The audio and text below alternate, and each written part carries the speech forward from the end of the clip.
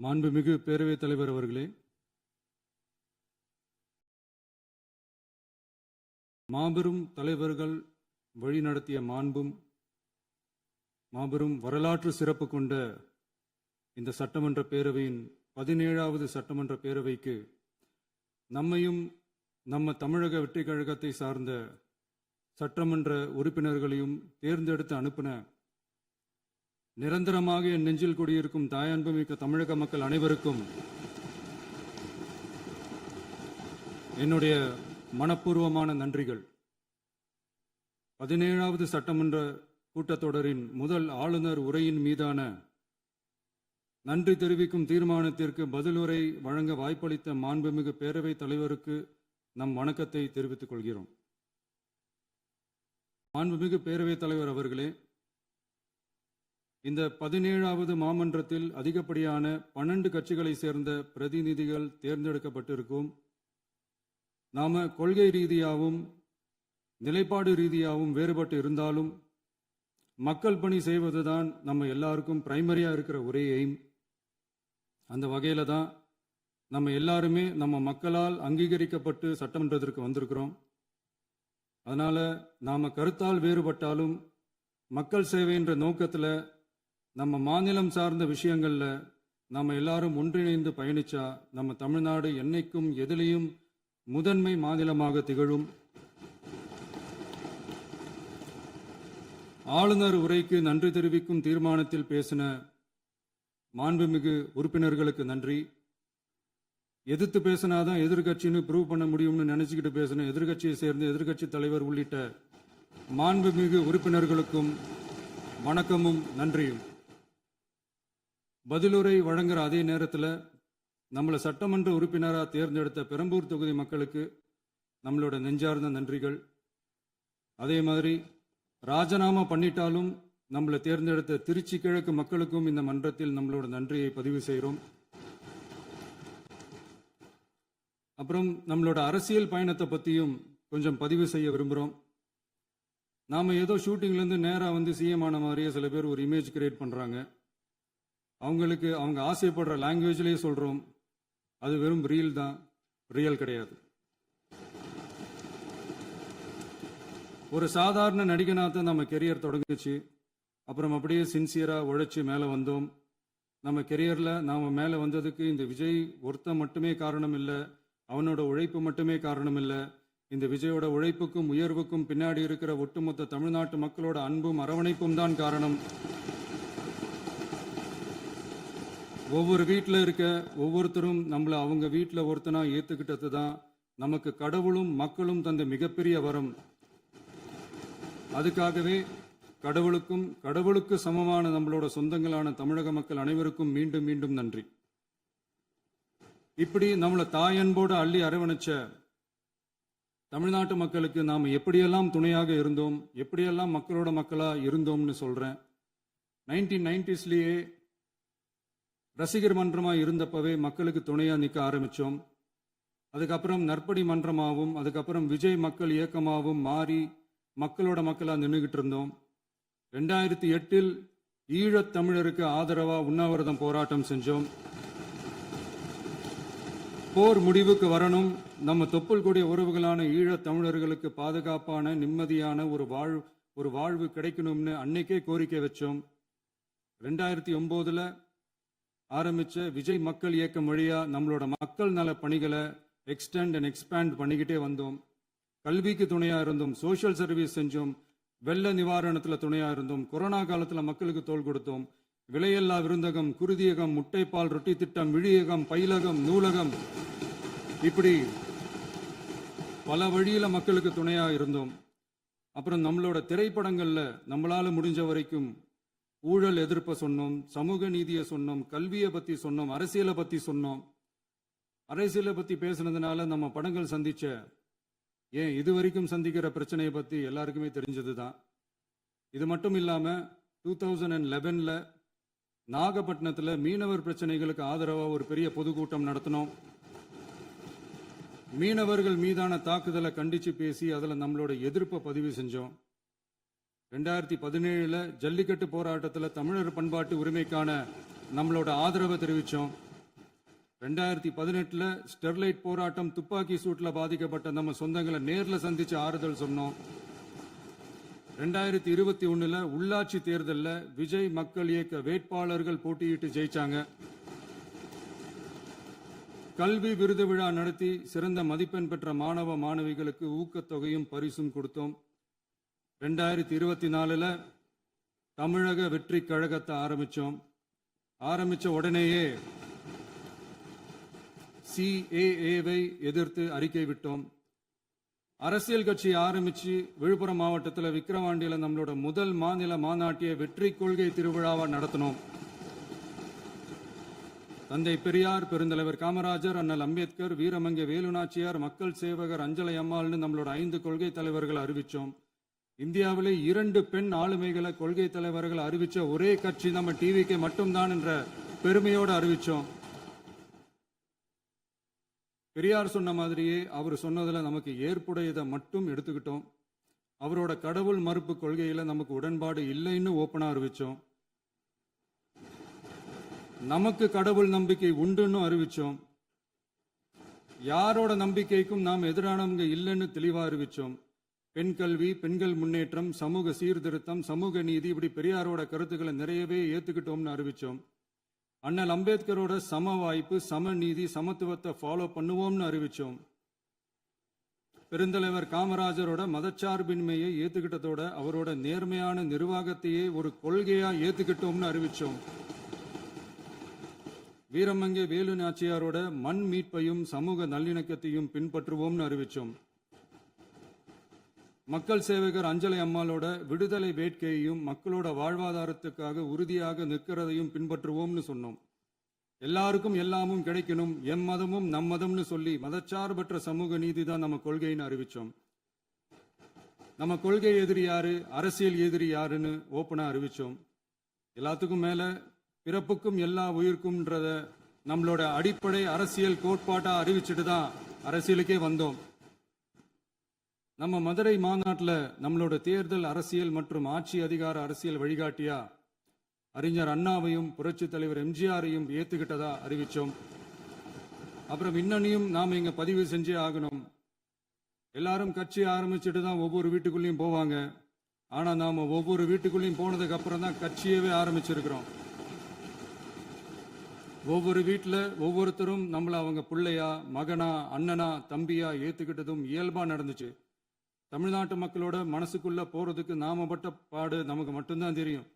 இதெல்லாம் புரிஞ்சாலும் புரியாத மாதிரி இருக்கிறவங்க தான் நம்மள நடிகன் என்று சொல்லியும் நம்ம கட்சியை நடிகன் கட்சின்னு சொல்லியும் சில நக்கல், நையாண்டி இதெல்லாம் பேசுவாங்க. அதை பத்தி நமக்கு கவலை இல்லைன்னு. இப்படி நம்ம அரசியல் பயணம் ரொம்ப டிரான்ஸ்பரண்டா தான் ஆரம்பிச்சிருக்கு. இந்த 2026 தேர்தலில் கூட்டணியே இல்லாமல் தனியா நின்னோம். மக்கள் நம்மளை தெளிவா புரிஞ்சுக்கிட்டதாலையும் நம்ம டிவிகே தோழர்களோட உழைப்பாலையும் நாம 35% வாக்குகளை வாங்கினோம். 1,72,00,000 வாக்குகளோட தமிழ்நாட்டிலேயே தனி பெரும் கட்சியா வந்தோம். தமிழக மக்களாலையும் நம்மளோட ஆதரவு இயக்கங்களாலையும் இதோ இன்னைக்கு இங்க நம்ம டிவிகே ஆளும் கட்சியா உட்கார்ந்துருக்கிறோம். இந்த ஆளும் கட்சியா ஆனதும் அவ்வளவு சாதாரணமாலாம் நடந்துடல. 2.25 வருஷத்துல ஆட்சிக்கு வந்துட்டீங்கன்னு ரொம்ப கிண்டலா கேலியா சிலர் பேசுறாங்க. எங்களோட இந்த 2.25 வருஷ டிராவல்ல எவ்வளவு வலியும் வேதனையும் இருக்குது. நம்மளோட மக்கள் சந்திப்புக்கே அவ்வளவு இடையூறு, அவ்வளவு தடைகள், ஊர் உலகத்துல யாருக்கும் இல்லாத ஒன்னா நமக்கு மட்டுமேன்னு தனியா ஸ்பெஷலா எக்ஸ்க்ளூசிவா நிறைய நிபந்தனைகள், நெருக்கடிகள், கட்டுப்பாடுகள், நம்மளை சந்திக்க வர்ற மக்களுக்கு சரியான பாதுகாப்பு இல்லாம, நம்ம கூட்ட நிகழ்ச்சிக்கு போதுமான பாதுகாப்பு இல்லாமன்னு இன்னும் வெளியே சொல்ல முடியாத நிறைய சூழ்ச்சிகள் எல்லாத்தையும் தாண்டி தான் நாம் இந்த இடத்துக்கு வந்திருக்கிறோம். பட் ஸ்டில் மைல்ஸ் டு கோ.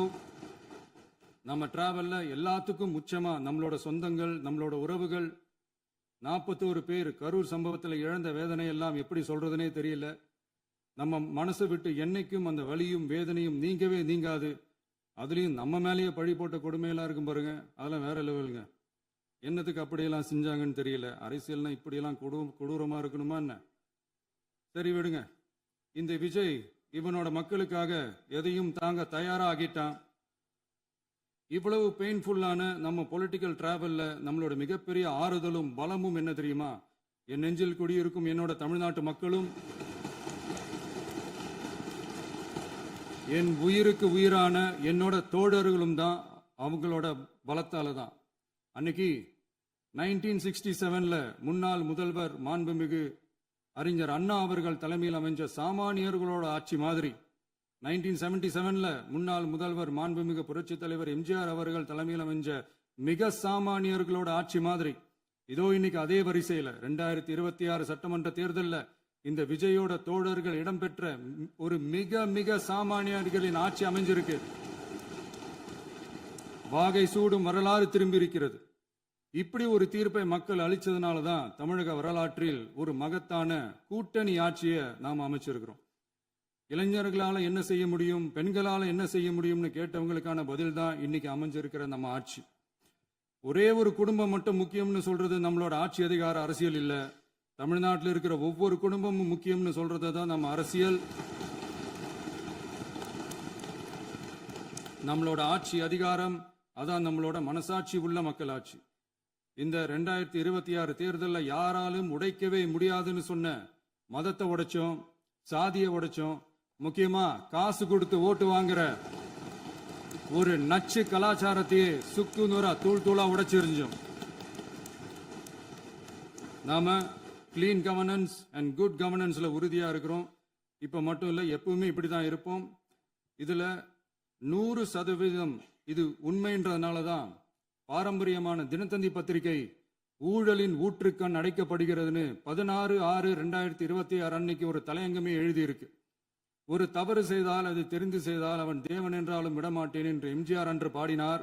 அதை இன்று விஜய் செயலில் காட்டுகிறார்னு அந்த எடிட்டோரியல்ல எழுதியிருக்கு.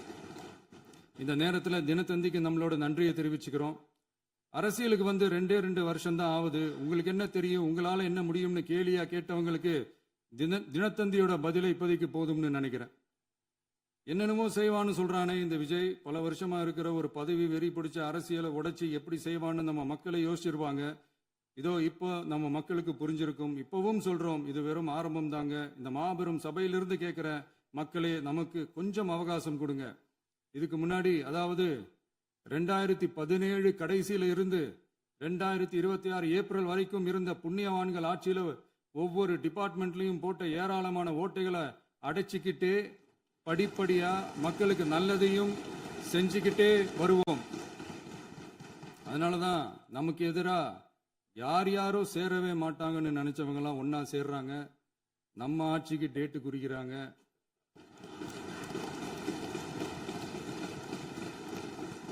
சரி, அவங்கள நம்ம மக்களே பார்த்துப்பாங்க, அது விடுங்க.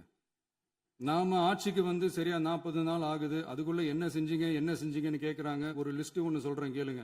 பெண்கள் பாதுகாப்புக்காக சிங்கப்பெண் சிறப்பு படை, 200 யூனிட் வரை கட்டணமில்லா மின்சாரம், போதைப் பொருள் ஒழிப்புக்காக தனிப்படை, குறுவை நெல் சாகுபடியை ஊக்குவிப்பதற்காக 134.83 கோடி சிறப்பு தொகுப்பு திட்டம், வழிபாட்டு தலம், ஸ்கூல், பஸ் ஸ்டாண்டுன்னு அதுக்கு பக்கத்தில் இருக்கிற 717 மதுபான கடைகள் மூடப்பட்டன.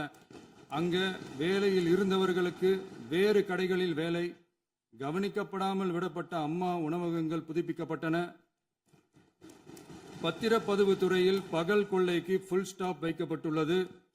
வருகையில்லா ஆவண பதிவு முறை கொண்டு வர உத்தேசிக்கப்பட்ட செயல்பாட்டில் உள்ளது. அரசு மற்றும் தனியார் மருத்துவமனையில் ஸ்கேன் மையங்களில் கருவுறுவதற்கு முன் மற்றும் பின் ஏற்படும் தவறுகளை கண்காணிக்கவும், மருத்துவ நிறுவனம் முறைப்படுத்தும் சட்ட விதிகள் பின்பற்றப்படுகிறதா என கண்காணிக்கவும், மருத்துவ மற்றும் ஊரக பணிகள் இயக்கத்தின் பயன்பாட்டிற்காக 40 புதிய வாகனங்கள் வழங்கப்பட்டுள்ளது.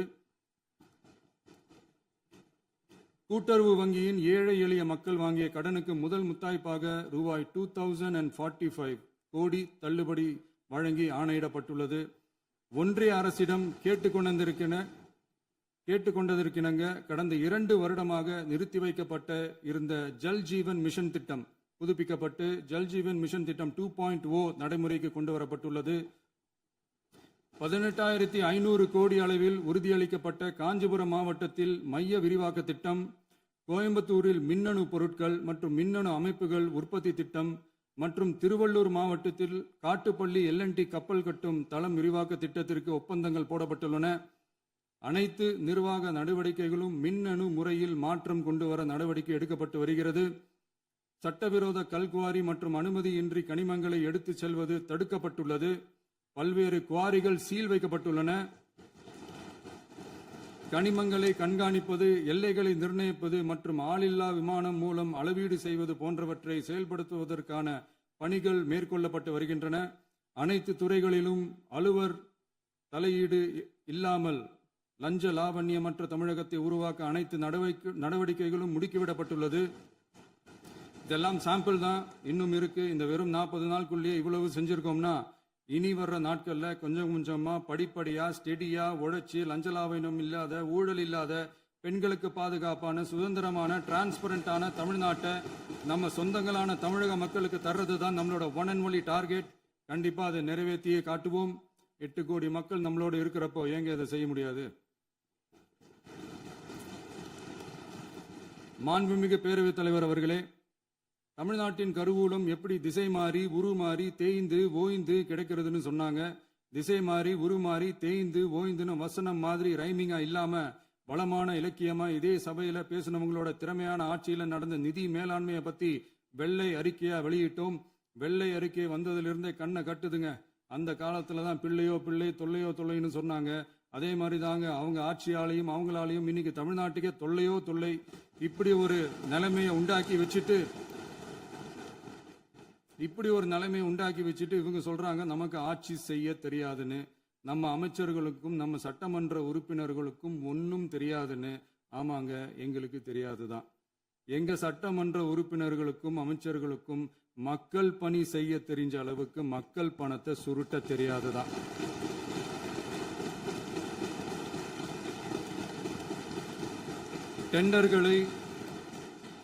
டெண்டர்களை முறைப்படுத்த தெரிஞ்ச அளவுக்கு அதோட ரேட்டை உயர்த்தி ஊழல் செய்ய தெரியாதுதான். பதவி உயர்வு வழங்கவும் பணி இடமாற்றம் கலந்தாய்வு நடத்தவும் தெரியுமே தவிர பதவி உயர்வுக்கும் பணியிட மாற்றத்திற்கும் பணம் பறிக்க தெரியாதுதான். புதிய பணியிடங்கள் உருவாக்க தெரியுமே தவிர அந்த பணியிடங்களை பணத்துக்கு விற்க தெரியாதுதான். கோயில்கள்ல நடக்கிற நிர்வாக சீர்கேட்டை தடுக்க நீங்க பேசுங்க, நீங்க கண்டிப்பா பண்ணுங்க. கோயில்கள்ல நடக்கிற நிர்வாக சீர்கேட்டை தடுக்க தெரியுமே தவிர கோயில் பணத்தை கொள்ளையடிக்க தெரியாதுதான். தங்கத்தை உருக்கி தாரை வார்க்க தெரியாதுதான். கனிம வளத்தை பாதுகாக்க தெரிஞ்ச அளவுக்கு கனிமத்தை வித்து கொள்ளையடிக்க தெரியாதுதான். அரசு வருமானத்தை அரசு கஜானாவுக்கு மாத்த தெரிஞ்ச அளவுக்கு அந்த பணத்தை தனிப்பட்ட கஜானாவுக்கு மடை மாத்த தெரியாதுதான். போதை கலாச்சாரத்தை தடுக்க தெரிஞ்சவங்களுக்கு போதை கலாச்சாரத்தை வளர்க்க தெரியாதுதான். நம்ம குடும்பத்தில் இருக்கிற பாட்டி, அம்மா, அக்கா, தங்கச்சி, குழந்தைங்களை, பெண்களை மதிக்க தெரிஞ்சவங்களுக்கு ஓசி பஸ், 1000 ரூபாய் கேஸ், இப்படியெல்லாம் பேச தெரியாதுதான். எங்க உறுப்பினர்களுக்கும் அமைச்சர்களுக்கும் மக்கள் சேவை தெரிந்த அளவிற்கு சுயநல தேவையை செஞ்சிக்க தெரியாதுதான். அதனாலதான் சொல்றோம், எங்களை பார்த்து எதுவும் தெரியாதுன்னு சொல்றவங்களுக்கு சொல்றோம், இதெல்லாம் எங்களுக்கு தெரியாதுதான். உங்களை மாதிரி முறைகேடுகளை செய்யறத நாங்க தெரிஞ்சுக்கவும் போறதில்ல, தெரிஞ்சுக்கவும் ஆசைப்படல. அத கடைசி வரைக்கும் எங்களுக்கு தெரியாமலே இருந்துட்டு போகட்டும். அதனால நாங்களும் எங்க மக்களும் வெரி வெரி ஹாப்பி தான். மாண்புமிகு பேரவைத் தலைவர் அவர்களே, எதிர்ப்பவர்கள் எதிர்க்கட்சி என்பதற்காக எங்கள் ஆட்சி மீது 1000 பழி போடலாம். ஆனாலும் தமிழக மக்களுக்கு உண்மையை உணர்த்த வேண்டியது நம்மளோட கடமை. மின்வெட்டை பொறுத்தவரை தமிழ்நாடு மின்மிகை மாநிலமாக இருந்தாலும் கடந்த காலங்களில் ஏற்பட்ட நிர்வாக குளறுபடிகளும் மின்சார சாதனங்கள் மற்றும் மின் மாற்றிகளில் ஏற்படும் பழுதாலும் வேண்டுமென்றே சிலரின் நடவடிக்கைகளாலும் இந்த மின்வெட்டிற்கு காரணமாக உள்ளது. மின் விநியோக மீட்பு நடவடிக்கைகளை ஒருங்கிணைப்பதற்காக எதிர்பாராமல் இரவு நேரங்களில் ஏற்படும் மின் தடங்களை விரைந்து சரி செய்வதில் 10 உயர்மட்ட கண்காணிப்பு குழுக்கள் மற்றும் 125 சிறப்பு மின் தடை நீக்க ரோந்து வாகனங்கள் வழங்கப்பட்டு 24 மணி நேரமும் கண்காணிக்கப்படுகிறது. கூடுதலாக தற்போது 77 புதிய மின் தடை நீக்க மையங்களும் உருவாக்கப்பட்டுள்ளன. விரைவில் இந்த மின்வெட்டு நிலைமை அறவே நீக்கப்படும். மாண்புமிகு பேரவைத் தலைவர் அவர்களே, நம்ம விவசாயிகள் எல்லாரும் நம்மளை நல்லா புரிஞ்சுக்கிட்டு தமிழக வெற்றி கழகத்தை ஏத்துக்கிட்டாலும் எதிர்க்கட்சிகளோட தூண்டுதலால சில இடங்கள்ல சில போராட்டங்கள் நடக்குது. எதிர்க்கட்சிகள் என்னதான் சித்து வேலை செஞ்சாலும் விவசாய பெருமக்கள் எல்லாரும் நம்ம ஆட்சி அவங்களுக்கான ஆட்சி தான் நல்லா புரிஞ்சுதான் வச்சிருக்கிறாங்க. இந்த வருஷம் எல் நினோ விளைவா எப்பவும் இருக்கிறத விட இந்த டைம் மழை குறையுங்கிறதையும் நம்ம விவசாயிகள் உணர்ந்துதான் இருப்பாங்க. இருந்தாலும் நம்ம அரசு நம்ம விவசாயிகளோட வாழ்வாதாரத்துக்காக பக்கபலமாகவும் உறுதியாகவும் துணை நிற்கும்ங்கிறத தெரிவிச்சுக்கிறோம். நம்ம தமிழகத்தில் ஏற்கனவே நடந்த அதி அற்புதமான சூப்பரான நிர்வாக திறன் கொண்ட 50 வருஷ அரசியல் அனுபவம் கொண்ட 2.0, 3.0, 4.0 பல 0.0 மாடல் ஆட்சி நடத்த கனவு கண்டவங்களோட அட்டகாசமான ஆட்சிக்காரங்க பல்வேறு விதமான நிதி நெருக்கடியை நம்ம மக்களுக்கும் நமக்கும் பரிசா கொடுத்துட்டு போய் இருந்தாலும் கூட்டுறவு வங்கிகளின் மூலம் 75,000 வரை பயிர்கடன் பெற்று குறு சிறு இதர பெரு விவசாயிகளுக்கு 100% முழுமையான பயிர்கடன் தள்ளுபடியும் 75,000க்கு மேல் கடன் பெற்றவர்களுக்கு குறைந்தபட்சமாக 35,000 பண பயன் கிடைக்கும் அளவிற்கு மொத்தம் 14,43,504 விவசாயிகளுக்கு ரூபாய் 5,932.23 கோடி பயிர்கடன் தள்ளுபடி வழங்கப்பட்டுள்ளது. மாண்புமிகு பேரவைத் தலைவர் அவர்களே, நாம ஒன்றியத்தில் கூட்டுறவு கூட்டாட்சி, மாநிலத்தில் சுயாட்சி என்ற கொள்கையை கொண்டவங்க தான் ஏற்கனவே அறிவிச்சிருக்கிறோம். தற்போதைய ஒன்றிய அரசு சார்ந்த கட்சியுடன் அரசியலில் கொள்கை அளவில் நேர் எதிராக நிற்கிறவங்க தான் நாம. அதே சமயத்தில் எதுக்கெடுத்தாலும் கண்ணை மூடிக்கிட்டு ஒன்றிய அரசோட மோதல் போக்கை விரும்புறவங்க நாம இல்ல. நமக்கு எப்பவுமே தமிழகத்தின் வளர்ச்சி மட்டும்தான் முக்கியம். அதுக்காக நம்மளோட அரசியல் ரீதியான கொள்கைகளையோ மாநில உரிமைகளையோ கொஞ்சம் கூட விட்டு கொடுக்கவே மாட்டோம். அதுல ரொம்ப தெளிவாகவும் உறுதியாகவும் இருக்கிறோம். இனியும் இப்படித்தான் இருப்போம். அதுல ஒருபோதும் மாற்றமே இருக்காது. அதனால இதுல யாரு திசை திருப்ப வேலையில் ஈடுபட்டாலும் அவங்க எல்லாரும் மக்கள் மத்தியில் தோற்பது உறுதி. எனவே நம்ம மக்களுக்கோ சிறுபான்மை சகோதரர்களுக்கோ நம்ம ஆதரவு இயக்கங்களுக்கோ எந்தவித சந்தேகமும் வேண்டாம். நாம் யாரோட டீமும் இல்ல. நாம எப்பவுமே பியூரான பீப்புள்ஸ் டீம். இன்னும் சொல்ல போனா நாம secular team, social justice team. மாண்புமிகு பேரவைத் தலைவர் அவர்களே, அரசு விழாக்கள், கல்வி நிறுவனங்கள் மற்றும் பல அதிகாரப்பூர்வ நிகழ்ச்சிகளோட தொடக்கத்தில் நம்ம தமிழ்தாய் வாழ்த்த பாடுறது தான் வழக்கமா இருக்கு. தமிழ்தாய் வாழ்த்த பொறுத்த வரைக்கும் நம் அரசு இதுல நம்மளோட உறுதியான நிலைப்பாட்டை ஒன்றிய அரசுக்கு மிக தெளிவா தெரிவிச்சிருக்கு. அது இல்லாம இதில் மாநில அரசின் கொள்கைக்கு ஏற்ப ஒன்றிய அரசின் அறிவிக்கையில் திருத்தம் மேற்கொள்ள கோரிக்கையும் விடுக்கப்பட்டுள்ளது. நீட் தேர்வை பொறுத்தவரை கிராமப்புற மற்றும் பொருளாதார ரீதியாக பின்தங்கிய மாணவர்களுக்கு சமமான வாய்ப்பை வழங்குவதில்லை. மருத்துவ கல்வியில் சமூக நீதி மற்றும் சம வாய்ப்பை நீட் பாதிக்கிறது என்பதை உணர்கிறோம். எனவே மருத்துவ படிப்புகளுக்கான சேர்க்கையை 12ஆம் வகுப்பு மதிப்பெண்களின் அடிப்படையில் நடத்த வேண்டும் என்று நமது அரசு வலியுறுத்தி வருகிறது. மத்திய அரசிடம் நீட்டிலிருந்து தமிழ்நாட்டிற்கு விலக்கு வழங்க வேண்டும் என்று கோரிக்கை விடுத்துள்ளது. மாண்புமிகு பேரவைத் தலைவர் அவர்களே, பேரறிஞர் அண்ணா அவர்கள் தலைமையிலான அரசு 1968 இருமொழி கொள்கையை நடைமுறைப்படுத்தியது. தமிழ் ஆட்சி மொழி, தமிழ் மொழியை பாதுகாப்பது, மாணவர்களுக்கு ஆங்கிலத்தின் மூலம் உலக அளவிலான வாய்ப்புகளை வழங்குவது, எந்த ஒரு மொழியையும் கட்டாயமாக திணிப்பதை தவிர்ப்பது மற்றும் எதிர்ப்பது, நிலத்தடையாளத்தை பேணுவது என்பதை நம் தமிழக வெற்றிக் கழக ஆட்சி ஏற்றுக்கொண்டுள்ளது. எனவே தமிழ்நாட்டில் தமிழ் ஆட்சி மொழி மற்றும் இருமொழி கொள்கை என்பதில் நமக்கு மாற்று கருத்தே இல்லை.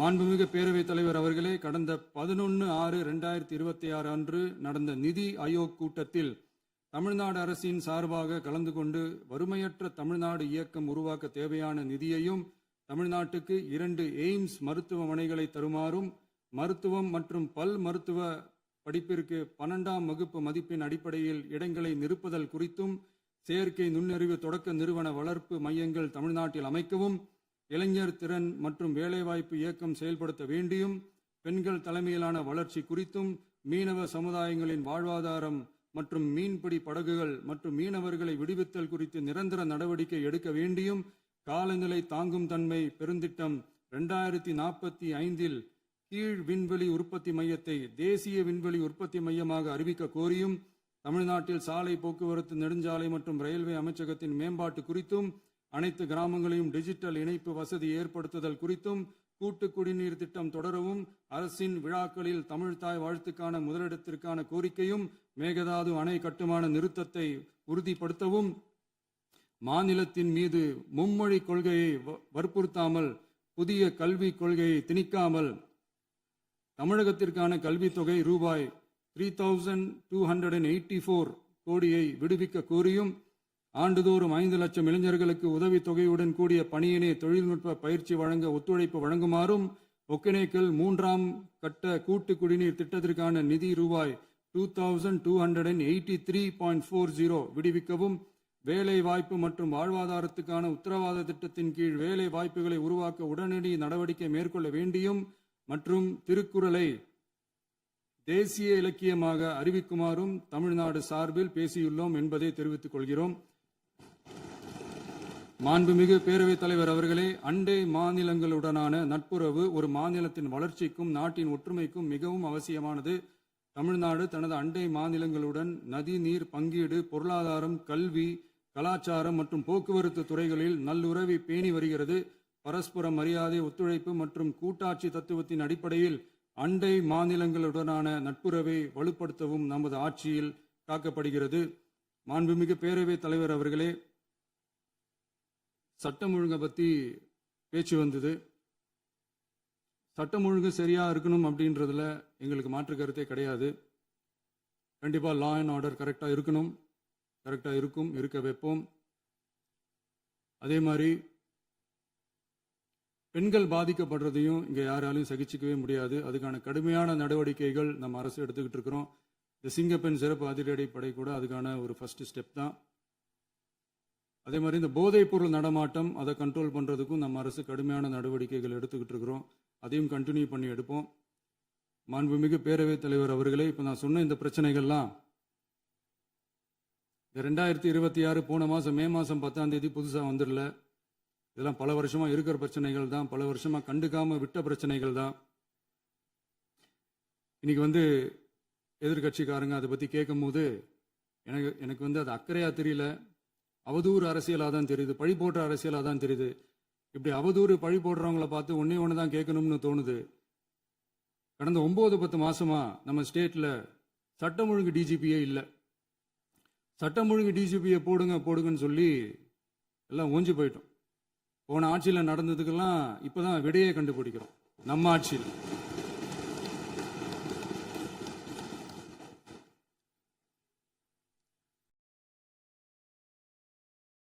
இந்த போதைப் பொருள் நடமாட்டம்லாம் தாறுமாற அப்படியே பரவி கொட்டி கிடக்குது. இதெல்லாம் இனிஷியல் ஸ்டேஜ்லயே யார் கண்ட்ரோல் பண்ணியிருக்கணும்? போலீஸ் டிபார்ட்மெண்ட் அப்போ யார் கையில் இருந்தது? இத்தனை கேள்வி நம்மளை பார்த்து கேட்குறாங்களே, ஒரே ஒரு கேள்வி தான் நான் கேட்கணும்னு தோணுது. போலீஸ் டிபார்ட்மெண்ட்டை கையில் வச்சுக்கிட்டே பிகினிங்லேயே இனிஷியல் ஸ்டேஜ்லேயே இந்த போதைப் பொருள் நடமாட்டத்தை ஏன் கண்ட்ரோல் பண்ணலை? மனசாட்சி உள்ளவங்க இந்த பிரச்சனையெல்லாம் ஏன் நடக்குதுன்றது அவங்களுக்கே நல்லா தெரியும். இன்னைக்கு சட்டம் ஒழுங்கை பற்றி கேள்வி கேட்கக்கூடாதா அப்படின்னா தாராளமாக கேட்கலாம். இது ஜனநாயக அரசு, மன்னராட்சிலாம் கிடையாது, மனசாட்சி உள்ள மக்களாட்சி. அதனால கேள்வி கேட்கலாம், எல்லாருக்கும் எல்லா உரிமையும் உண்டு. விமர்சனம் செய்யலாம், எல்லாருக்கும் எல்லா உரிமையும் உண்டு. ஆனால் நம்ம ஆட்சியில் என்ன நடவடிக்கைகள் எடுத்திருக்கோன்றது தெரிஞ்சுக்கிட்டு அதுக்கேற்ற மாதிரி ஒரு நடுநிலையாக பேசுனீங்கன்னா கொஞ்சம் நல்லா இருக்கும். சட்டம் ஒழுங்கை பற்றி யாருக்கு என்ன யோசனை இருந்தாலும், மக்கள் நலனுக்காக யாருக்கு என்ன யோசனை இருந்தாலும் அதை தாராளமாக சொல்லலாம். நம்ம அரசு அது காது கொடுத்து கேட்கும். ஆனா நம்ம அரசினுடைய நிர்வாகத்திறன் அதை பத்தி பேசுறவங்களுக்கு ஊரடிச்சு உலையில போட்டு ஊழல் மேல ஊழலா செஞ்சுக்கிட்டு அதுல இருந்து தப்பிக்கிறதுக்கு பேர் தான் நிர்வாகத்திறன் அப்படின்னு சொன்னா, அப்படிப்பட்ட ஒரு ஊழல் செய்யற நிர்வாகத்திறனை நம்ம அரசு ஒரு நாளும் செய்யாது. பொட்டி பெட்டியா பணத்தை வச்சுக்கிட்டு, பெட்டியை வச்சு எல்லாம் செஞ்சுக்கிட்டு, போதைப் பொருள் பாதுகாவல் கழக மாடல் அரசாங்கம் செஞ்ச ஒவ்வொரு ஊழலா வெளியில வந்துகிட்டு இருக்கு. டாஸ்மாக்ல அது என்னப்பா அது பேரு, பார்ட்டி ஃபண்ட் கட்சி நிதி அப்படின்ற பேர்ல அடிச்ச கொள்ளையெல்லாம் ஒண்ணா இப்போ கவர்மெண்டோட கஜானாவுக்குள்ள கொண்டு சேர்த்துக்கிட்டே இருக்கிறோம். உட்காருங்க. மாண்புமிகு முதல்வர்கள் பதில் உரைக்கு பிறகு முதல்வர் பதிலுக்கு பிறகு நேரம் தரேன். அப்ப பேசட்டும், அவங்க பேசட்டும், அவங்கள பேச அனுமதி. உட்காருங்க, உட்காருங்க.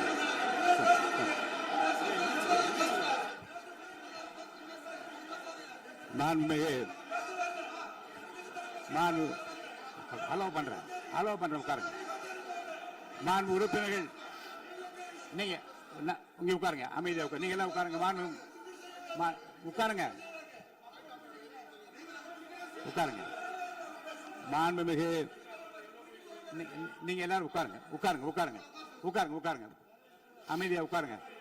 இருங்க, உட்காருங்க. அப்புறம் நீங்க என்ன உட்காருங்க. நான் கொடுப்பேன், உட்காருங்க. நான் பாயிண்ட் ஆஃப் வர கொடுங்க, நான் கொடுக்குறேன்.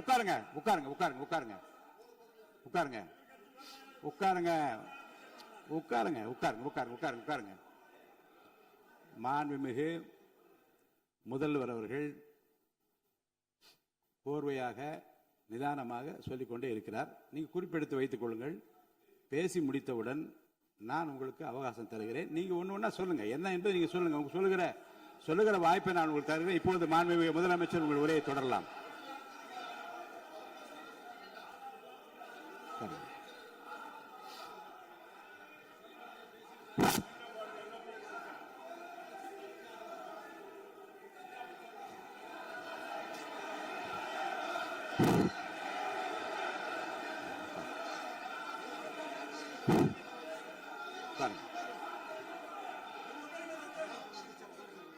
நான் எழுந்த பிறகு உட்கார்றதா முறை. உட்காருங்க, எல்லாரும் உட்காருங்க. தேசிய உட்கார். நான் அலோவ் பண்றேன். உட்காருங்க, அமைதியா உட்காருங்க. நான் அலோவ் பண்றேன். அமைதியா உட்காருங்க. அங்க இருந்து குரல் கொடுக்காதீங்க. உட்காருங்க.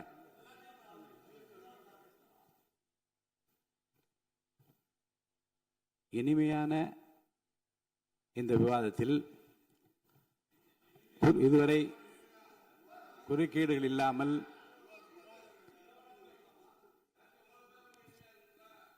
கொஞ்சம் அமைதியா இருங்க. மாண்புமிகு முதல்வர் அவர்கள் பேசி முடித்தவுடன் பாயிண்ட் ஆஃப் ஆர்டர் கேட்டிருக்கேன், நான் அனுமதிக்கிறேன். எதிர்க்கட்சி தலைவருக்கு மட்டும் நான் அனுமதி தருகிறேன். அவர் எழுந்து பேசலாம். மாண்பு முதலமைச்சர் நீங்க கண்டினியூ பண்ணி முடிக்கலாம். நீங்க எல்லாரும் எழுந்துச்சீங்கன்னா சரி வராது. உட்காருங்க. நான் சொல்லியிருக்கேன். உட்காருங்க.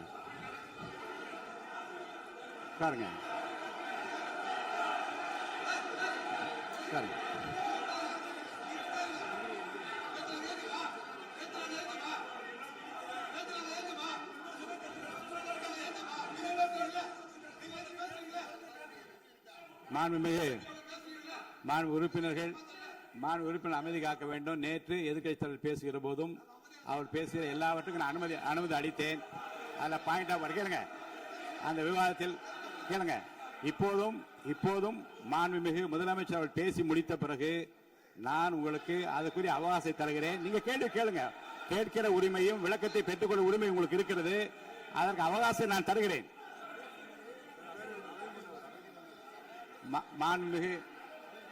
மாண்புமிகு உறுப்பினர் அமருங்க. நான் என் தீர்ப்பை சொல்லுகிறேன். மாண்புமிகு முதலமைச்சர் அவர்கள் பேசி முடித்தவுடன் எதிர்க்கட்சி தலைவருக்கு அந்த வாய்ப்பை நான் தருகிறேன். நிச்சயமா அந்த கேள்வி கேட்கலாம். உட்காருங்க எல்லாரும். பேரவை முன்னவர் பேசுங்க. மாண்பு பேரவைத் தலைவர் அவர்களே, இன்று இவர்கள் முயற்சி செய்வது அவர் ஆளுங்கட்சியாக இருக்கின்ற போது இருங்க, நான் சொல்லிடுறேன் ப்ளீஸ். ஒரே நிமிஷம் நான் சொல்லிடுறேன் ப்ளீஸ். ஆளும் கட்சியாக இருக்கின்ற போது நீங்கள் சொன்ன ஒரே வார்த்தை, நாங்கள் பேசி முடித்ததற்கு பிறகு குறிப்பிடுத்துவிட்டு நீங்கள் எந்த கேள்வி வேண்டுமானாலும் கேட்கலாம் என்று ஒரு முறையை நீங்கள் பின்பற்றினீர்கள். அதே முறையை இப்போது பின்பற்ற வேண்டும் என்று கேட்டுக்கொள்கிறேன். பள்ளிக்கல்வித்துறை அமைச்சர். மாண்புமிகு பேரவைத் தலைவர் அவர்களே, நேற்றைய தினம் கூட எதிர்க்கட்சி தலைவர் சொன்னதை முழுமையாக கேட்டு இறுதியில் ஒரு வாய்ப்பு தந்தீங்க. அதுவும் இல்லாம இந்த நேரத்தில் நேரலையில் நீங்களும் பாக்குறீங்க. அங்கிருந்து ஒருமையில் விழித்து இந்த பக்கம் இருக்கிற உறுப்பினர்களை பார்த்து அப்படின்னு ஒருமையில் விழிப்பதை உங்கள் மூலமாக கண்டிக்கிறேன். அந்த வார்த்தையை அவை குறிப்பிலிருந்து நீக்கணும். கண்ணியம் காத்து முதல்வர் முழுமையாக பேசுவதை காத்து கண்ணியம் காத்து இந்த சபைக்கு ஒரு மரபு இருக்கிறது. அதை மூத்த உறுப்பினர்கள் பின்பற்றபடி உங்கள் மூலமாக கேட்டுக்கொள்கிறேன். மாண்புமிகு முதலமைச்சர் அவர்கள் உரையை தொடரலாம். நான் தரேன். நான் உறுதியாக மாண்புமிகு முதலமைச்சர் அவர்கள் பேசி முடித்தவுடன் எதிர்க்கட்சி தலைவருக்கு அந்த வாய்ப்பு தரப்படும் என்பதை உறுதியாக சொல்லிவிட்டேன். இடையிலே குறுக்கீடு செய்யாமல் அந்த பேச்சு முழுமையாக பேசி முடிக்க நீங்கள் அனுமதி வழங்க வேண்டும் என்று கேட்டுக்கொள்கிறேன். அமைதியா உட்காருங்க. அவங்க பேசி முடிக்கட்டும், நீங்க கேளுங்க. நான் என்ன சொல்றேன், கேட்கிற உரிமையும் விளக்கத்தை கேட்டு பெற உரிமை உங்களுக்கு இருக்கிறது. ஆனா இடையிலே குறுக்கீடு செய்யாமல் அதை முடிக்கும்படி நான் கேட்டுக்கொள்கிறேன். மாண்புமிகு முதலமைச்சர் அவர்கள் தொடர்ந்து நீங்க பேசலாம்.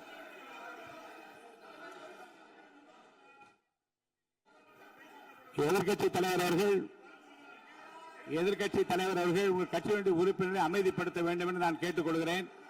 உங்களுக்கு வாய்ப்பு தரவில்லை என்றால் அவர் எழுந்து நிற்பதில் நியாயம் இருக்கு. வாய்ப்பு தரப்போகிறேன். நான் முதலமைச்சர் அவர்கள் பேசி முடித்தவுடன் உங்களுக்கு வாய்ப்பு தரப்படும். அது வரைக்கும் உங்களுடைய உறுப்பினரை அமைதி காக்க நீங்கள் தான் பார்த்துக் கொள்ள வேண்டும். மாண்புமிகு அவை முன்னவர். மாண்புமிகு பேரவைத் தலைவர் அவர்களே, அவர் அப்போது சொன்னது வேறு, இப்போது நடந்து கொள்கிற முறைகள் வேறாக இருக்கிறது. அன்றைக்கு அவர் சொல்லுகிற போது அமைச்சர் அத்தனை பேரும் பேசி முடித்ததற்கு பிறகு உங்களுடைய கருத்துக்கள் யாராவது தெரிவிக்கலாம். இப்போது பின்பற்றினால் நன்றாக இருக்கும். நீங்கள் அதற்காகத்தான் சொன்னீர்கள். முதலமைச்சர் பேசியதற்கு பிறகு எதிர்க்கட்சி தலைவர் அவர்கள் பேசுவதற்கு வாய்ப்பளிக்கிறோம் என்று சொல்லியிருக்கிறார்கள். ஆகவே அந்த வாய்ப்பை நீங்கள் இல்ல அது பதில் சொல்லணும்னு கேட்டிருக்காங்க. பதில் சொல்லணும் சொல்லியிருக்காங்க. பதில் சொல்லினா தங்க பிரச்சனை இல்ல. அப்படி இல்ல. ஆகவே இல்ல நேற்றைய தினம் நீங்கள் அப்படி பேசிக் கொண்டது ஆறாவது இல்ல. நேற்றைய தினம் உங்கள் பேசுகிற போது ஆறாவது குறுக்கிட்டார்களா? நீங்கள் பேசுகிற போது யாருமே குறுக்கிடவில்லை. நீங்க எவ்வளவு பேசினீர்கள், எவ்வளவு வார்த்தைகள் பேசினீர்கள் என்பதெல்லாம் எங்களுக்கு தெரியும். யாருமே அதில் குறுக்கிடவில்லை. இது முதலமைச்சர், எங்கள் முதலமைச்சர் எதிர்க்கட்சி தலைவர் பேசுகிறவர் யாரும் குறுக்கிட வேண்டாம் என்று சொன்னார்கள். அதை நாங்கள் பின்பற்றினோம். ஆனால் இன்றைக்கு நீங்கள் பின்பற்றவில்லை என்பதால் வேதனையாக இருக்கிறார். முன்னவர் நேற்று எதிர்க்கட்சி தலைவர் பேசுகிற போது அடுக்கடுக்காக குற்றச்சாட்டுல வைத்தார். இப்போ அதற்குரிய மாண்புமிகு பொதுப்பணித்துறை அமைச்சர் கூட காலையில் அலுவலகத்தை சந்தித்து அவர்கள் சாட்டிய குற்றச்சாட்டுகளுக்கெல்லாம் ஆதாரங்களை எல்லாம் நான் கொண்டு வந்திருக்கிறேன் என்று சொன்னேன். நான் நேற்று அந்த விஷயம் நேற்றோடு முடிந்து விட்டது. ஆதாரங்களை கொடுங்கள். தக்க நேரத்தில் இதை பற்றி சொல்ல வேண்டி நேர்ந்தால் நான் இதெல்லாம் ஆய்வு செய்து உரிய நேரத்தில் அவை குறிப்பிட்டு ஏற்றுவதற்கு முன்பாக அவரிடம் காட்டி அதற்கு பிறகு அதை பற்றி முடிவெடுக்கும் என்று நான் சொன்னேன். இப்போதும் சொல்லுகிறேன், மாண்புமிகு முதலமைச்சர் அவர்கள் பேசிக் கொண்டிருக்கிறார். பேசி முடிக்கட்டும். எதிர்க்கட்சி தலைவருக்கு உறுதியாக நான் வாய்ப்பு தருவேன். அவர் கேள்விகளை முன்வைக்கலாம், விளக்கங்களை பெறலாம். இப்போதைக்கு பேரவைத் தலைவர் என்ற முறையில் என்னுடைய முடிவு இதுதான். அவையில் இருக்கக்கூடிய உறுப்பினர்கள் அமரும்படி நான் கேட்டுக்கொள்கிறேன். நான் முதலமைச்சர் அவர்கள் பேச வேண்டிய போ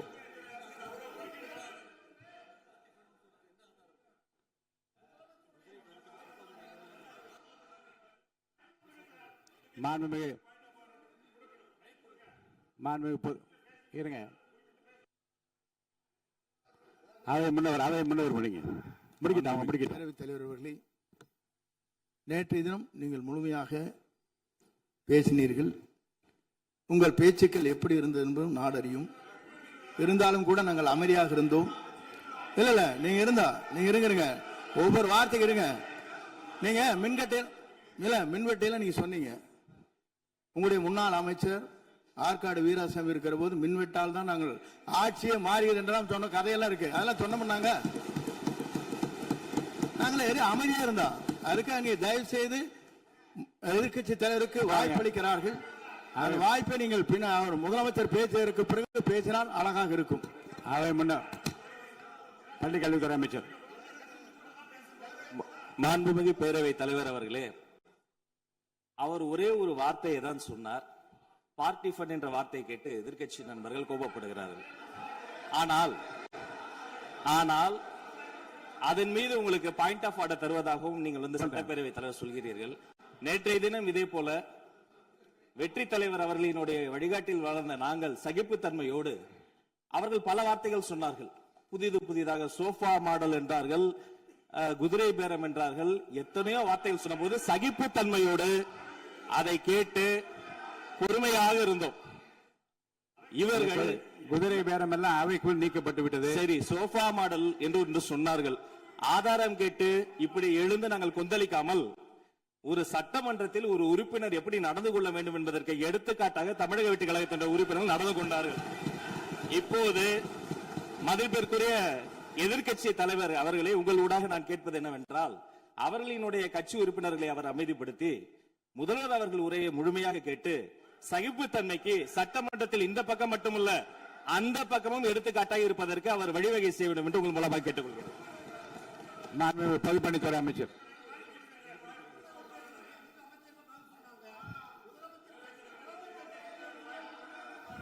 மாண்புமிகு பேரவைத் தலைவர் அவர்களே, திராவிட முன்னேற்ற கழகம் முதல் நாளில் இந்த சபையுடைய மரபையும் பாரம்பரியத்தை பற்றியும் நமக்கு வகுப்பெடுத்தார்கள். அந்த மரபுப்படி எங்களுடைய தலைவருடைய வழியில் இந்த சட்டசபையுடைய நிகழ்வுகளில் நாங்கள் கலந்து கொண்டிருக்கிறோம். நேற்று எதிர்க்கட்சி தலைவர் பேசும்பொழுது எவ்வளவோ வார்த்தைகள் உண்மைக்கு புறம்பாக சட்டத்திற்கு எதிராக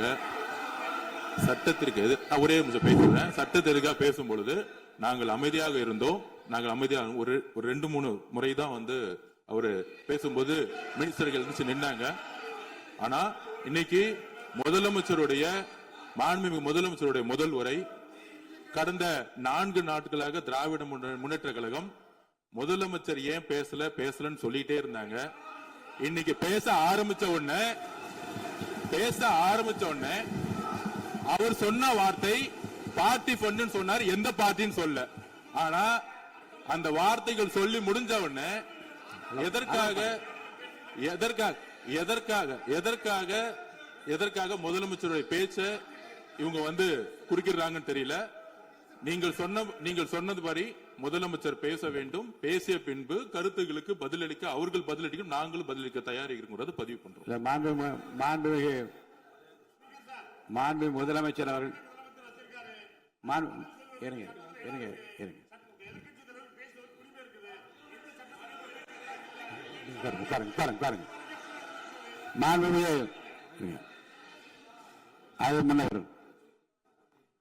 மரபு இருக்கிறது.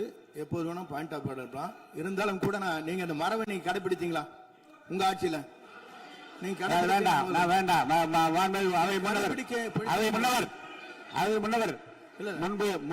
முன்பு எப்படி நடந்தால் என்பதை பற்றியோ முன்பு நடந்த நிகழ்வுகள் பற்றியோ நீங்கள் சொல்லி மீண்டும் இந்த அவையினுடைய மாண்பை குறைக்க வேண்டாம் என்று நான் கேட்டுக்கொள்ள வேண்டாம்.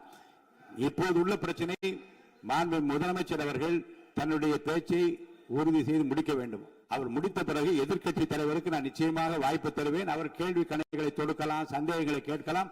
விளக்கம் தருவதற்கு மாண்பு முதலமைச்சர் அவர்கள் தயாராக இருக்கின்றார். அமைதியாக என்னை அமரும்படி நான் கேட்டுக்கொள்கிறேன். இப்ப நான் அனுமதிக்க முடியாது. மாண்பு முதலமைச்சர் உரையை தொடரலாம்.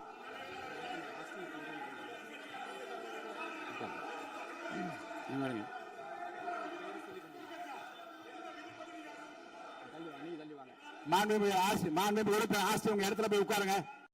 மாண்புமிகு உறுப்பினர் ஆஸ்தின், நீங்க ஒரு மூத்த உறுப்பினர், சபை விதிகளை நன்கு தெரிந்த ஒரு உறுப்பினர், நீங்க போய் இடத்துல உட்காருங்க. முதல்ல மாண்புமிகு முதலமைச்சர் அவர்கள் உரையை தொடரலாம். இப்போது எந்த விதமான பாயிண்ட் ஆஃப் ஆர்டர்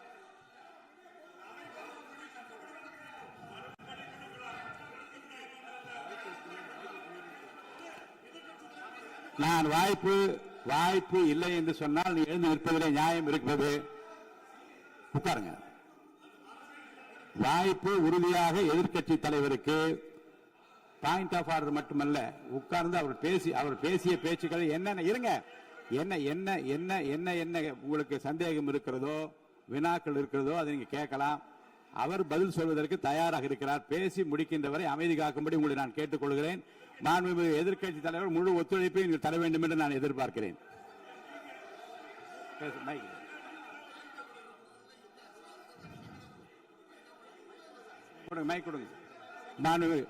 மாண்புமிகு எதிர்க்கட்சி தலைவர், பேரவைத் தலைவர், நீங்க உட்காருங்க. நேற்று நான் பேசும்போது சில அமைச்சர்கள் குறுக்கிட்டு பேசினாங்க. அதற்கு நீங்க அனுமதி கொடுத்தீங்க.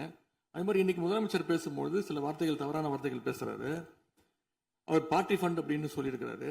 அவர் அமைச்சர் அவரு அந்த பார்ட்டி ஃபண்ட் எந்த பார்ட்டின்னு கூட சொல்ல தைரியம் இருந்தா சொல்லுங்க, நாங்க அதெல்லாம் ஃபேஸ் பண்ண தயாரா இருக்கோம்.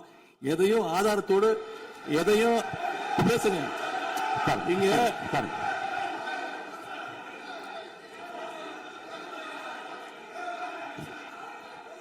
அது மாதிரி பேரவைத் தலைவர் அவர்களே, நேற்று நான் பேசி முடிஞ்சோடனே நீங்க அவை முடிஞ்சிருச்சுன்னு சொல்லிட்டீங்க. நாங்கெல்லாம் வீட்டுக்கு போயிட்டோம். வீட்டுக்கு போய் டிவி போட்டு பார்த்தா அங்க இன்னொரு அமைச்சர் இன்னும் பதில் சொல்லிட்டே இருந்திருக்கிறாரு.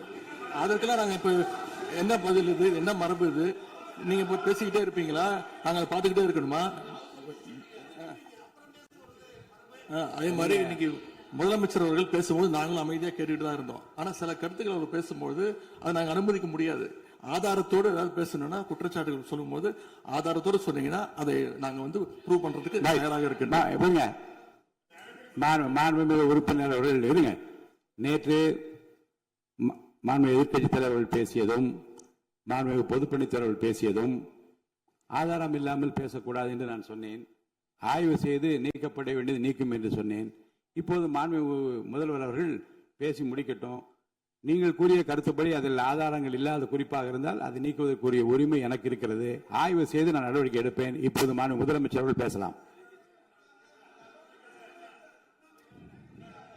இந்த டாஸ்மாக் மாதிரியே பல டிபார்ட்மெண்ட்லயும் மறுபடியும் சொல்றேன், கட்சி நிதின்ற பேர்ல அடிச்ச கொள்ளைய ஒன்னா கவர்மெண்டோட கஜானாக்குள்ளேயே கொண்டு சேர்த்துக்கிட்டே இருக்கிறாங்க. இப்பவும் சொல்றேன், மக்கள் பணத்துல இருந்து ஒரு பைசா கூட தொடமாட்டோம், தொடவும் விடமாட்டோம், தொட்டா விடமாட்டோம். இதுக்கு முன்னாடி தொட்டவங்களையும் விடமாட்டோம்.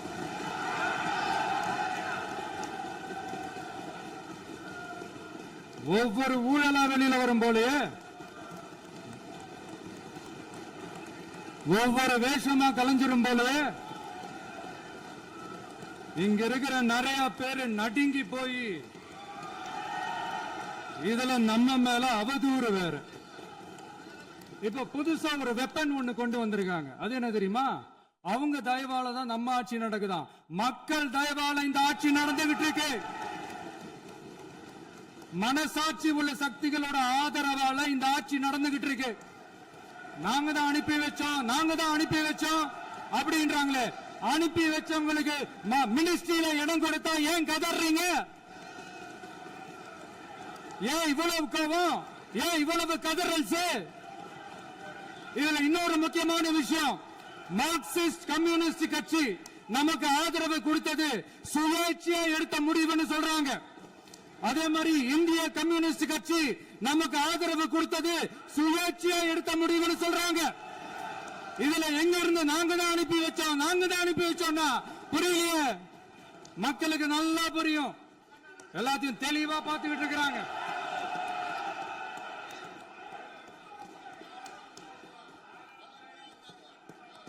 முதலமைச்சர் கண்டினியூ பண்ணலாம். மாண்புமிகு முதலமைச்சர்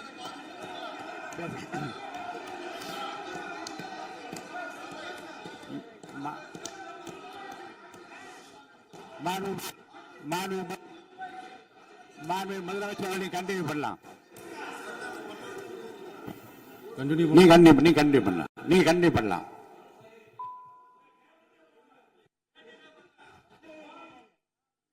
இந்த சமூக நீதி அரசுன்னு சொல்றவங்களை பார்த்து கேட்கிறேன், நம்ம பட்டியலின சகோதரர்களுக்கு எத்தனை அமைச்சர் பதவி கொடுத்தீங்கன்னு கொஞ்சம் சொல்ல முடியுமா? ஆனா நம்மளுடைய அரசுல 8 அமைச்சர் பதவிகள் யாருக்கு? நம்ம பட்டியலின சகோதரர்களுக்கு. எல்லாம் நம்ம அண்ணன், நம்ம தம்பி, நம்ம தங்கச்சிங்க. அண்ணல் அம்பேத்கர் அவர்களுடைய கிட்டத்தட்ட 100 ஆண்டு கால கனவு இப்ப நிறைவேறி இருக்கு. நான் ஏன் கொஞ்சம் சவுண்டா பேசுறேன் அப்படின்னா அவங்களுக்கு கேட்கணுன்றதுக்காக தப்பா எடுத்துக்காது.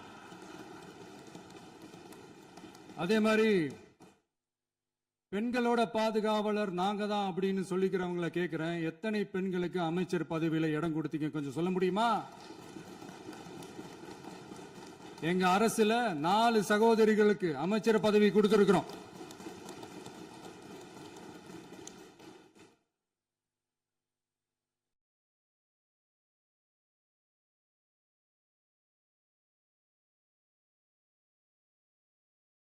அதனால மக்களால் நிராகரிக்கப்பட்டு மக்களால் அகற்றப்பட்டவங்களுக்கு ஒன்னே ஒன்று சொல்லிக்கிறோம், தப்பே செய்ய மாட்டோம், ஊழலே செய்ய மாட்டோம், நேர்மையா தான் இருப்போம், நியாயமா தான் இருப்போம் அப்படின்னு சொல்றவங்களால மட்டும்தான் கூட்டணி ஆட்சி அமைக்க முன்வரும். ஆட்சியிலையும் பங்கு, அதிகாரத்திலையும் பங்கு கொடுக்க முன்வரும். ஊழல்லையே ஊறி போனவங்களால இந்த கூட்டணி ஆட்சியோ ஆட்சியிலையும் பங்கோ அதிகாரத்திலையும் பங்கு கொடுக்க முன்வராது. மெஜாரிட்டி இருந்தாலும் தரமாட்டாங்க, மெஜாரிட்டி இல்லைனாலும் தரமாட்டாங்க. கேட்டா ரெடிமேடா ஒரு பதில் ஒண்ணு வச்சிருப்பாங்க, கூட்டணி ஆட்சியை மக்கள் விரும்ப மாட்டாங்கன்னு. அதே மக்கள் தான் இப்ப அவங்கள பார்த்து சிரிக்கிறாங்க. நான் பதவியேற்ற அன்னைக்கு கொஞ்சம் டைம் அவகாசம் கேட்டேன். எதுக்கு கேட்டேன்? நிதி நிலைமைலாம் கொஞ்சம் மோசமா இருக்குது, அதெல்லாம் கொஞ்சம் சரி செஞ்சுக்கிட்டே படிப்படியா கொஞ்சம் கொஞ்சமா நான் கொடுத்த வாக்குறுதிகள்லாம் செயல்படுத்துவேன், அதுக்காக கொஞ்சம் டைம் அவகாசம் கேட்டேன். நான் ஏதோ வேற எதுக்காகவோ வேற யாருக்காகவோ ஏதோ அவகாசம் கேட்ட மாதிரி. அடுத்து இங்க சபையில இல்லாதவங்களை பத்தி பேச வேண்டாம்னு நினைக்கிறேன்.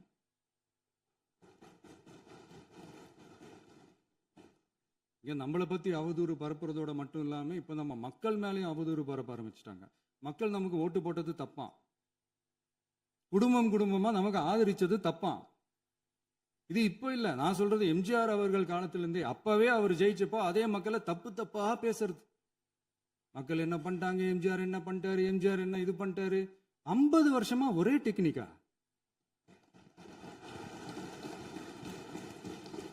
டெக்னாலஜி எல்லாம் மாறி வேற எங்கேயோ போயிட்டு இருக்கு பஸ். இதுல கொஞ்சம் டெக்னிக்காச்சும் கொஞ்சம் மாத்தினா கொஞ்சம் நல்லா இருக்கும்.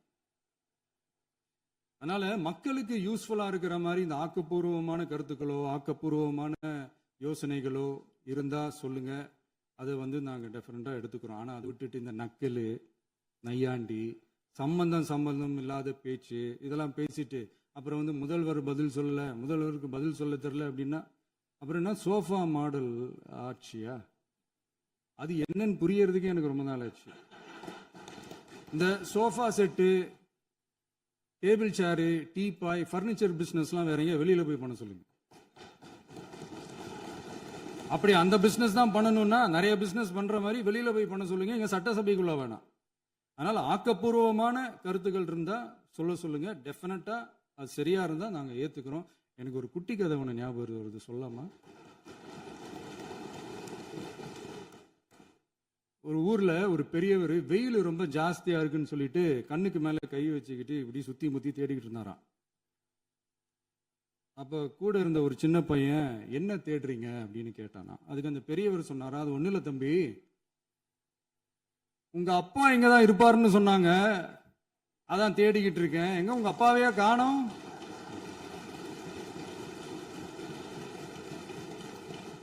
இல்ல அந்த எங்களுக்கும் நக்கலா நையாண்டியா சம்பந்தம் இல்லாத குட்டி கதை இதெல்லாம் எங்களுக்கும் பேச தெரியும். அந்த கதையில பெரியவர் அப்படி சொன்னாராம், தப்பா எடுத்துக்காதீங்க. அந்த கதையில பெரியவர் அப்படி கேட்டாராம். அதனால யாரும் இங்க டென்ஷன் ஆக வேணாம். அதனால இன்னொரு இந்த என்னுடைய உரையை முடிக்கிறதுக்கு முன்னாடி போயிட்டாங்க, பேசலாமா? உங்க கருத்துக்களை நீங்க முழுமையாக மன நிறைவோடு பேசலாம். டிவியில பார்ப்போம். சரி, அதான் 5 நிமிஷம் பேசுனதுக்கே கொலை தூரி இந்த ஆட்டம் அடிச்சு பேசுனா அப்புறம் என்ன பண்றது? கடைசியா நான் இந்த உரையை முடிக்கிறதுக்கு முன்னாடி ஒரு முக்கியமான ஒரு விஷயம் பத்தி சொல்லணும். ஆளுநர் உரை அன்னைக்கு இந்த தமிழ் தாய் வாழ்த்துக்கு அப்புறம் தேசிய கீதம் பாடினது தப்பு, தேசிய கீதம் 2 முறை பாடினது தப்பு,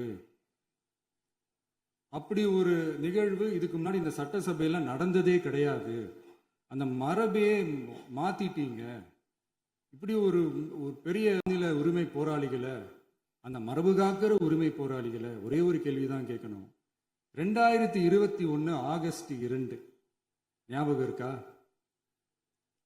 centenary celebration of Tamil Nadu legislature. அந்த ஃபங்க்ஷன்ல நம்ம முன்னாள் முதலமைச்சர் கருணாநிதி அவர்களோட சாரி கலைஞர் அவர்களுடைய கலைஞர் அவர்களுடைய புகைப்படத்தை மாண்புமிகு குடியரசுத் தலைவர் திறந்து வைக்கிற ஒரு ஃபங்க்ஷன். அந்த ஃபங்க்ஷன்ல national anthem followed by Tamil Thai Vazhthu அப்படின்னு அறிவிச்சது ஞாபகம் இருக்கா? அதாவது தேசிய கீதத்துக்கு அப்புறமா இரண்டாவது முறையா, நோட் திஸ் பாயிண்ட் மாண்புமிகு பேரவைத் தலைவர் அவர்களே, ப்ளீஸ் நோட் திஸ் பாயிண்ட். தேசிய கீதத்துக்கு அப்புறம் இரண்டாவது முறையாக தமிழ் தாய் வாழ்த்து பாடப்படும் அப்படின்னு சொன்னது ஞாபகம் இருக்கா? அதுவும் முத்தமிழ் அறிஞர் அப்படின்னு சொல்ற நம்ம கலைஞர் அவர்களுடைய அந்த புகைப்படம் வெளியிட்டு விழாவில் அவர் இருந்த இதே சபையில தமிழை இரண்டாவது இடத்துக்கு தள்ளினது யாருன்னு ஞாபகம் இருக்கா? அது மட்டும் இல்ல, அந்த தேசிய கீதத்தை நாட்டுப்பண் நேஷனல் ஆந்தம்னு சொல்லி அதே ஃபங்க்ஷன்ல கடைசியா ஃபங்க்ஷன் முடியும் போது செகண்ட் டைம் தேசிய கீதம் பாடினதும் ஞாபகம் இருக்கா? இதே அவையில் தான், அது அவை குறிப்பிலும் இருக்கிறது, இதே அவையில் தான் நடைபெற்றது. இந்த தக்க நேரத்தில் இந்த ஆதாரங்களை அளித்த மாண்பு முதல்வர்களுக்கு நன்றியை தெரிவித்துக் கொள்கிறேன். டவுட் இருந்தா இந்த புக்கை பார்த்து தெரிஞ்சுக்கலாம். அதனால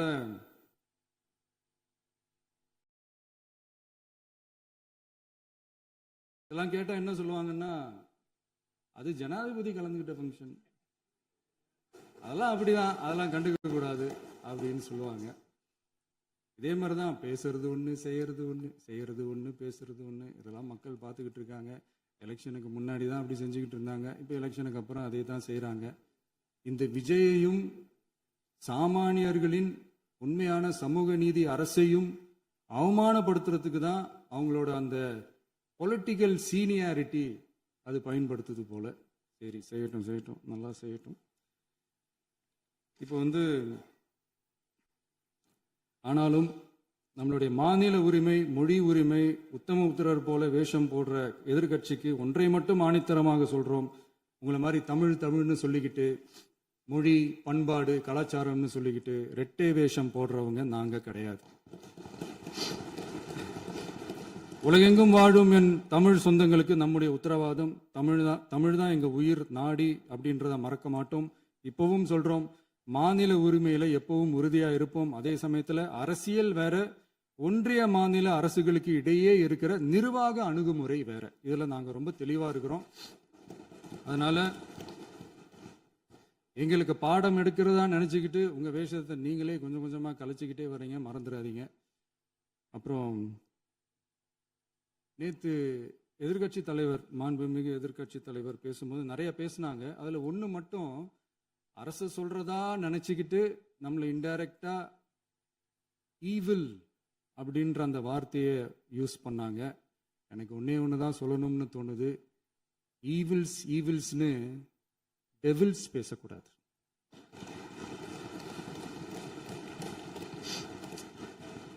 அவங்க இருந்திருந்தா ஒரு ஆக்ஷன் பண்ணணும்னு எனக்கு தோணுச்சு. எல்லாரும் போயிட்டாங்க. பர்மிஷன் பண்ணலாமா? இப்பவும் பண்ணலாம், ஒன்றும் தப்பு இல்லை.